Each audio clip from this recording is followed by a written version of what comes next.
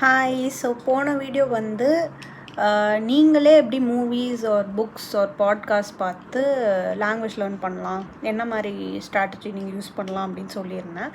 So இந்த வீடியோவில் வந்து நீங்கள் ஒரு சென்டென்ஸை ஃப்ரேம் பண்ணும்போது ரெப்படேஷன் எப்படி அவாய்ட் பண்ணுறது, உங்களுக்கு தெரிஞ்ச வேர்ட்ஸ் வச்சே நீங்கள் எப்படி கிளாரிட்டி கொண்டு வர்றது அப்படிங்கிறத பற்றி தான் நான் டிஸ்கஸ் பண்ண போகிறேன். ஓகேயா?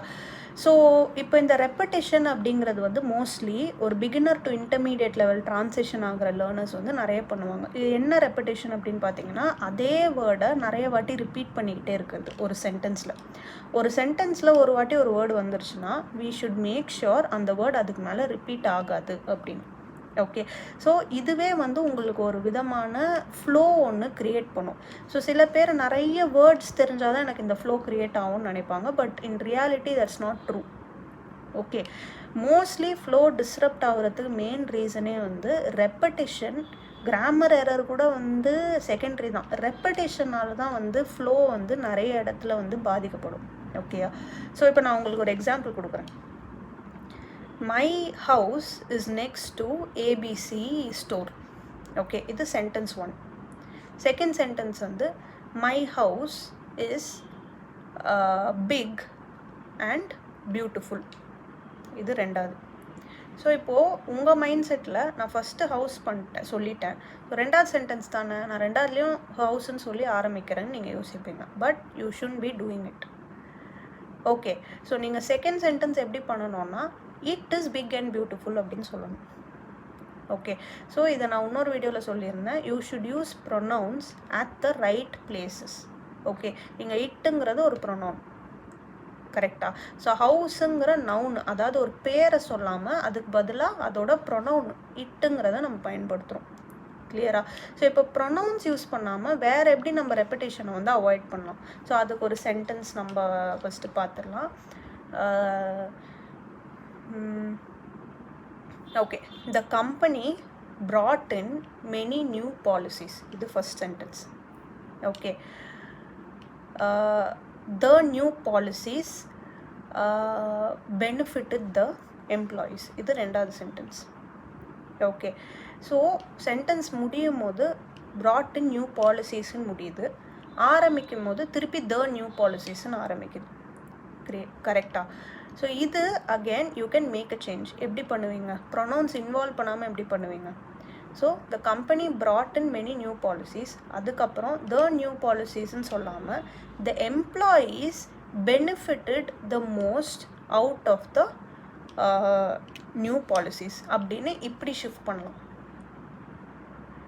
கிளியரா? ஸோ இங்கே நீங்கள் என்ன பண்ணியிருக்கீங்க, ரெப்படேஷன் வந்து டைரெக்டாக அவாய்ட் பண்ணாமல் you change the sentence structure. கிளியரா?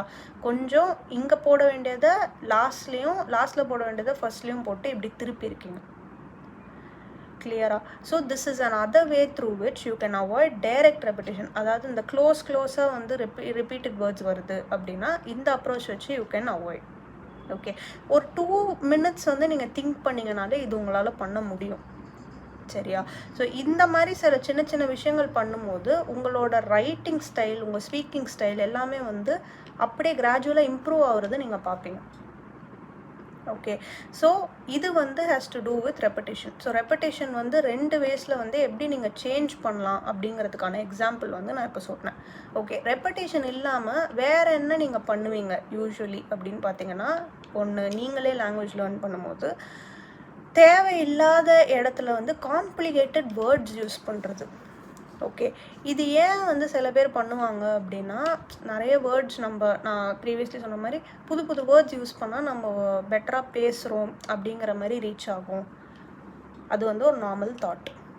ஓகே, பட் என்னன்னா நீங்கள் மற்ற சென்டென்ஸ் ஸ்ட்ரக்சர்ஸு மற்ற வேர்ட்ஸ் வந்து ரொம்ப பேசிக் டு இன்டர்மீடியட் லெவலில் வச்சுருப்பீங்க. திடீர்னு இப்படி ஒரு advanced word or upper intermediate word எடுத்து யூஸ் பண்ணும்போது உங்களோட ஸ்பீச் ஒரு உங்களோட ரைட்டப்பே வந்து ஒரு மாதிரி வியர்டாக இருக்கும். ஓகேயா? ஸோ இதுக்கான ஒரு எக்ஸாம்பிள் வந்து சொல்லணுன்னா, okay, the girl is beautiful.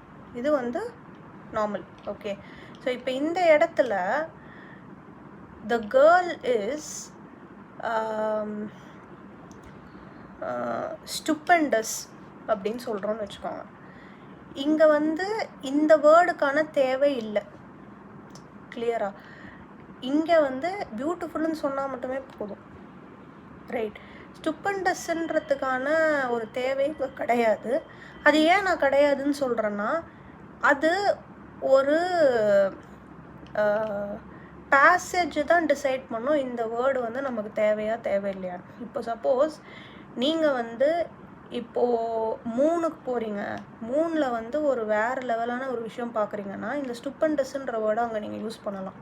Okay, ஏன்னா அது வந்து எக்ஸ்ப்ரெஸ் பண்ண முடியாத அளவு அழகாக இருக்குது அப்படிங்கிறத நீங்கள் இந்த வேர்டை வச்சு சொல்கிறீங்க, அங்கே அது ஜஸ்டிஃபை ஆகிடும். ஆனால் ஒரு சாதாரண சென்டென்ஸில் வந்து ஸ்டூப்பண்டஸ்ன்னு எடுத்து போடுறீங்கன்னா நீங்கள் வந்து ஒரு வேர்டை யூஸ் பண்ணணுமே பண்ணுறீங்கன்ற மாதிரி கன்வே ஆகும். கிளியரா? ஸோ அதை பண்ணாதீங்க. அதனால தான் நான் வந்து எப்போவுமே லேர்னர்ஸ்ட்டை சொல்கிறது, உங்களுக்கு நிறைய வேர்ட்ஸ் தெரியணும்னு அவசியம் கிடையாது. நீங்கள் ரொம்ப நாளாகவே வந்து லாங்குவேஜை வந்து கேட்டுட்டு வரீங்க, எழுதிட்டு வரீங்க, பேசிட்டு வரீங்க உங்களுக்கு தெரிஞ்சவே இல்லை. ஸோ உங்களுக்கு ஏற்கனவே நிறைய வேர்ட்ஸ் வந்து தெரியும். அதை வச்சு ஃபஸ்ட்டு கரெக்டாக எப்படி நீங்கள் ஒரு ஸ்ட்ரக்சர் கொண்டு வர்றதுன்னு பாருங்கள் அப்படின்னு நான் அதுக்கு தான் சொல்லுவேன். கிளியரா? So work on improving your language based on what you know. உங்களுக்கு தெரிஞ்சதை வச்சே ஃபஸ்ட்டு இம்ப்ரூவ் பண்ணுங்கள். அதுக்கப்புறம் தான் உங்களுக்கு ஒரு ஐடியா கிடைக்கும் எந்தெந்த மாதிரி வேர்ட்ஸு எந்தெந்த மாதிரி இடத்துக்கு நம்ம கரெக்டாக யூஸ் பண்ணலாம் அப்படின்னு சொல்லிட்டு. கிளியரா? ஸோ இது வந்து 2வது, யூஸிங் காம்ப்ளிகேட்டட் வேர்ட்ஸ். 3வது ஆஸ்பெக்ட் என்னன்னு பார்த்தீங்கன்னா, நீங்கள் வந்து இப்போது ஒரு 3-4 line sentences are even 5 sentences நீங்கள் ஃப்ரேம் பண்ணோன்னு வச்சுக்கோங்க. இதை வந்து நான் எப்படி வந்து எனக்கு ஃப்ரேம் பண்ணுறதுன்னு தெரில. இப்போ சப்போஸ் வந்து ஒரு லொக்கேஷனை பற்றி பேச சொல்கிறோம். ஓகே, ஸோ அந்த லொக்கேஷனை பற்றி பேசணும் அப்படின்னா அந்த லொக்கேஷன் பற்றி நீங்கள் என்னெல்லாம் யோசிக்கிறீங்களோ அதெல்லாம் வந்து நீங்கள் பேசணும் ஒரு 5 சென்டென்சஸில். ரைட். ஆனால் நீங்கள் எடுத்த உடனே வந்து சில பேர் மைண்டில் என்ன வந்துடும் அப்படின்னா, நான் 5 சென்டென்சஸ் பேசுகிற அளவுக்கு எனக்கு வந்து இல்லை, வரமாட்டேங்குது மைண்டில் அப்படின்னு சொல்லிட்டு ஏற்கனவே சொன்ன விஷயத்த வேற ஒரு ஃபார்மேட்டில் 2வது சென்டென்ஸில் சொல்லுவாங்க. ஓகே, இதுவுமே ஃபால்ஸ் அண்டர் ரெப்பிட்டேஷன். ஆனால் டைரெக்டாக அதே வேர்ட்ஸ் யூஸ் பண்ண மாட்டாங்க, அதே விஷயத்த டிஃப்ரெண்ட் வேல எக்ஸ்ப்ரெஸ் பண்ணுவாங்க.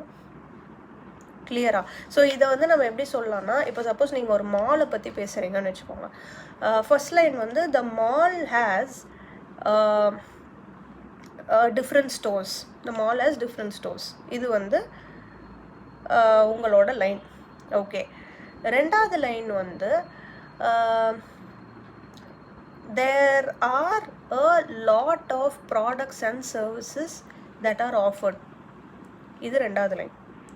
ஸோ இப்போ ஃபஸ்ட்டு லைனுக்கும் 2வது லைனுக்கும் என்ன டிஃப்ரென்ஸு உங்களுக்கு கேட்கும் போது வந்து இல்லையே ரெண்டுமே டிஃப்ரெண்ட்டாக இருக்கே அப்படின்னு தோணும். ஆனால் இந்த மீனிங் இஸ் த சேம். ஏன்னா ஃபஸ்ட்டே நீங்கள் சொல்லிட்டீங்க டிஃப்ரெண்ட் ஸ்டோர்ஸ் இருக்குன்னு. டிஃப்ரெண்ட் ஸ்டோர்ஸ் இருந்துன்னா என்ன அர்த்தம்?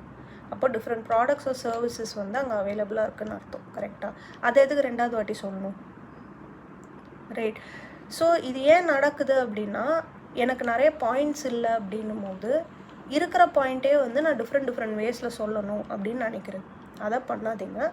ஏன்னா if you're addressing some one when you're learning the language, இந்த டைம்லலாம் வந்து வென் யூ டூ திஸ் உங்களுக்கு யூஸ் பண்ண வேண்டிய லாங்குவேஜ் இன்புட்டு லேர்ன் பண்ண வேண்டிய விஷயங்களை நீங்கள் பண்ண மாட்டீங்க. ஓகேயா? அதை வந்து இந்த மாதிரி ரெப்படிஷனில் வந்து வேஸ்ட் பண்ணிடுவீங்க. ஓகே, நீங்கள் உங்களுக்கு 2வது சென்டென்ஸ் தெரியல அப்படின்னா you can even just say எனக்கு ஒன்று தான் தெரியுது. 2வது வந்து எழுதாமலே நீங்கள் விட்டுட்டிங்கன்னா அட்லீஸ்ட் உங்களுக்கு அந்த ஆப்பர்ச்சுனிட்டி இருக்குது டு லேர்ன் சம்திங் நியூ. நான் இதை எப்படி இம்ப்ரூவ் பண்ணுறது ஒரு என்ன மாதிரி அப்ரோச் அப்படின்னு நீங்கள் பார்க்கலாம். ஆனால் சில பேர் வந்து இந்த மாதிரி ரெப்படேஷன் வச்சு பண்ணிவிட்டு இல்லை நான் பெட்டர் ஆகிட்டேன், எனக்கு தெரியும் எப்படி வந்து பேசுறது எழுதுறது அப்படிங்கிற மாதிரி நினச்சிப்பாங்க. But in reality that's not true. Okay, so அதை பண்ணாதீங்க. கிளியரா? ஸோ இந்த 3 விஷயம் வந்து நானே நிறைய லேர்னர்ஸ்ட்டு நான் பார்த்துருக்கேன், எஸ்பெஷலி அடல்ட் லேர்னர்ஸ். இதை வந்து நீங்களே உங்களால் செல்ஃப் கரெக்ட் பண்ண முடியும். இப்போ நான் உங்ககிட்ட சொல்கிறேன் இதை கொஞ்சம் கரெக்ட் பண்ணுங்க அப்படின்னா நிறைய லேர்னர்ஸ் வந்து அவங்க பண்ணுற கிராமட்டிக்கல் எரர்ஸோ இல்லை அவங்க பண்ணுற ரெப்பிட்டேட்டிவ் மிஸ்டேக்ஸோ அவங்களால கரெக்ட் பண்ண முடியுது தானாகவே. ரைட். ஸோ நீங்கள் தனியாக லேர்ன் பண்ணுறீங்க, உங்களுக்கு வேறு எந்த சப்போர்ட்டும் இல்லைன்னும் போது you can also do this. சரியா? ஏன் வந்து நிறைய பேர் பண்ண முடியாதுன்னு நினைக்கிறாங்க அப்படின்னா அந்த பயம்னாலும் நினைக்கிறாங்க. பட் இன் ரியாலிட்டி அவங்களாலே செல்ஃப் கரெக்ட் பண்ண முடியும். ஓகேயா? ஸோ நீங்களுமே follow the same approach. Okay, so இதுதான் வந்து நான் கன்வே பண்ணணுன்னு நினச்சேன் த்ரூ திஸ் வீடியோ. இந்த 3 விஷயங்கள் தான் வந்து when you transition from beginner to intermediate ரொம்ப காமனாக நடக்கிறது. ரைட்? நீங்கள் சென்டென்ஸ் ஸ்ட்ரக்சர் ஃப்ரேம் பண்ணும் போதோ இல்லை ஸ்பீச் க்ரியேட் பண்ணும் போதோ உங்களுக்கு வந்து இந்த மிஸ்டேக்ஸ்லாம் எப்படி அவாய்ட் பண்ணுறதுன்னு ஒரு கிளாரிட்டி இருந்தால் பெட்டராக இருக்கும்னு நான் நினச்சேன். So that's why I thought I make this video. So இதை தாண்டி உங்களுக்கு வேறு ஏதாச்சும் எனக்கு மிஸ்டேக்ஸ் இருக்குது அப்படின்னு தோணுச்சுன்னா கமெண்ட்ஸில் சொல்லுங்கள். நெக்ஸ்ட் வீடியோவில் வந்து அதை எப்படி அட்ரஸ் பண்ணுறதுன்னு நான் பார்க்குறேன். ஓகே.